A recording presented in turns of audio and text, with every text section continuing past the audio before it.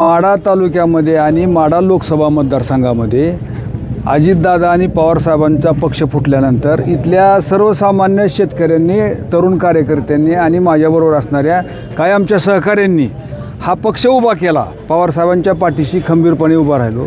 लोकसभेला या तालुक्यामध्ये साठे घराणे असेल, दादासाहेब साठे असतील, शिवसेना उभाटा गट असेल आणि आम्ही पवारसाहेबांना मानणारी सगळे कार्यकर्त्यांनी लोकसभेला प्रचंड असं मताधिक्य मोहिते पाटलांना दिलं. वास्तविक मोहिते पाटील हे आमच्या पक्षात नव्हते, ते भारतीय जनता पक्षाचं काम करत होते. त्यांना भारतीय जनता पक्षातून आमच्या पक्षात आणून उमेदवारी दिली. परंतु खासदार झाल्यापासून आणि त्यानंतर विधानसभेच्या निवडणुकीनंतरसुद्धा अभिजित पाटील निवडून आल्यानंतर या तालुक्यातील पवारसाहेबांच्यावर प्रेम करणारे आणि त्यांच्यासाठी त्यांच्या नावावर काम करणाऱ्या कार्यकर्त्यांचं मोठ्या प्रमाणात खच्चीकरण सुरू झालं आणि या तालुक्यावर पंढरपूरचे पाटील आणि अकलूजच्या पाटलांच्या दारापुढं गुलामगिरी करण्याची वेळ या तालुक्यातील पाटलांच्यावर आली आणि कार्यकर्त्यांच्यावर आली. आणि या निवडणुकीतसुद्धा तिकीट वाटप करताना त्यांनी जवळपास लोकसभेला आणि विधानसभेला ज्यांनी काम केलं त्या सगळ्यांना डावललं.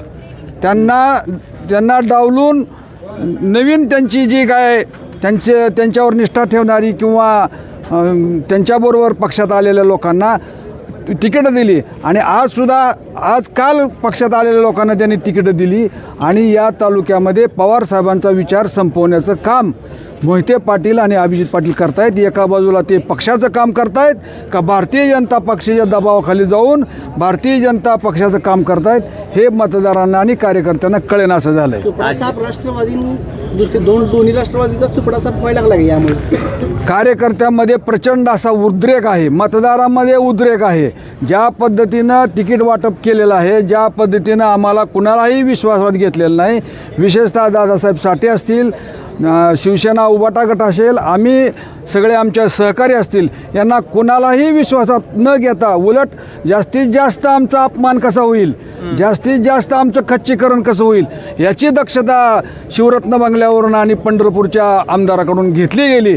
त्यामुळं फार मोठा उद्रेक आहे आणि याचा परिणाम काय होईल हा तुम्हाला निश्चितच 7 तारखेला दिसेल. अजित पवारांनी जी काय वेगळी भूमिका घेतली तेव्हा सांगितलं कार्यकर्त्यांसाठी, आपल्या ह्याच्यासाठी ही घेतोय, त्यांच्या लक्षात येत नाही का ह्या सगळ्या गोष्टी जे पवार साहेबांच्या विरोधात जाऊन ही एवढे मोठी स्टेप घेऊ शकतात, त्यांना ही लक्षात येत नाही गोष्ट?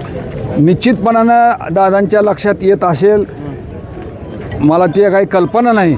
परंतु यांच्या आत्तापर्यंतच्या वागण्यावरून गेल्या 1 महिन्याच्या किंवा 15-20 दिवसाच्या हे आतून देवेंद्र फडणवीसला आणि जिल्ह्याचे पालकमंत्री जयकुमार गोरे यांना हे आमदार आणि खासदार हे 100% मॅनेज आहेत असा माझा स्पष्ट आरोप आहे.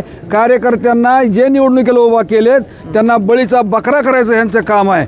हे आपल्याबरोबर नाहीत, हे उद्याचे आपले राहिलेले नाहीत, हे मी पवारसाहेबांनाही सांगितलेलं आहे. आणि त्यामुळं निवडणुकीचा निकाल मतदार काय देतील हे काय वेगळं सांगण्याची गरज नाही. आपली भूमिका काय असणार पुढे आता? आमची भूमिका स्वाभिमानाची असेल. या तालुक्याचा स्वाभिमानाला ठेच लावण्याचं काम ह्या खासदारांनी आमदारांनी केलेलं आहे. हा माढा तालुका हा स्वाभिमानी कार्यकर्त्यांचा तालुका आहे आणि माढा तालुक्याचा स्वाभिमान काय असतो हीच आमची भूमिका इथून पुढच्या काळात असेल. युतीचा काय परिणाम? युतीचा कुठल्या युतीचा? बाण आले, 2 राष्ट्रवादी आले, कुठं उभाटा आहे, कुठं तर कुणाला कोणचं चिन्ह आहे आणि कोण कोणत्या पक्षावर उभा आहे ह्याला माझ्या लेखी काय महत्त्व नाही बरं का. ते काय अजून आता 3 वाजता स्पष्ट होईल. कोणी विड्रॉल केलेत, कोणी ठेवलेत, त्याला महत्त्व नाही. यांनी करतानाच माणसात माणूस ठेवायचा नाही आणि माणसात माणूस न ठेवल्यामुळे आपोआपच सगळे पडणार आहेत. हीच व्यूहरचना त्यांनीच केलेली आहे. लोकांनी काय बघून मतदान करावं? लोक आता चिडलेले आहेत ह्यांच्यावरती. आता काय त्याच्या चिडल्यामुळं काय उद्या करतील काय सांगता येत नाही. पुन्हा एकदा ऊसाचा प्रश्न असतोय. हो हो काय सांगता? कुठं तर अहो अभिजित पाटला आम्हीही विधानसभेला इच्छुक होतो सगळी. या तालुक्यामध्ये अभिजित पाटील म्हणून एक कारखान्याचे चेअरमन पंढरपूरचे आले आणि या तालुक्यामध्ये प्रचंड प्रमाणात ऊसाचं उत्पादन आहे आणि 3,500 रुपये भाव देतो म्हणून त्यांनी सांगितल्यामुळं ते खऱ्या अर्थानं या तालुक्यामध्ये शेतकऱ्यांनी ऊस उत्पादकांनी त्याला आमदार केलं. परंतु त्यांनी जवळपास या तालुक्यातील 30 ते 35 कोटी रुपये 500 रुपयानं जर बघितलं त्यावर्षी त्यांचं 7 लाख टन क्रशिंग झालं आहे. 35 कोटी रुपये त्यांनी या तालुक्यातील शेतकऱ्यांचे दिलेले नाहीत आणि ही शेतकऱ्यांची फार मोठी फसवणूक झालेली आहे आणि ही फसवणुकीचा शेतकरी काही एवढा खुळा नाही आणि त्याचा निश्चितपणानं फटका ह्या अभिजित पाटलांना बसणार आहे. ओके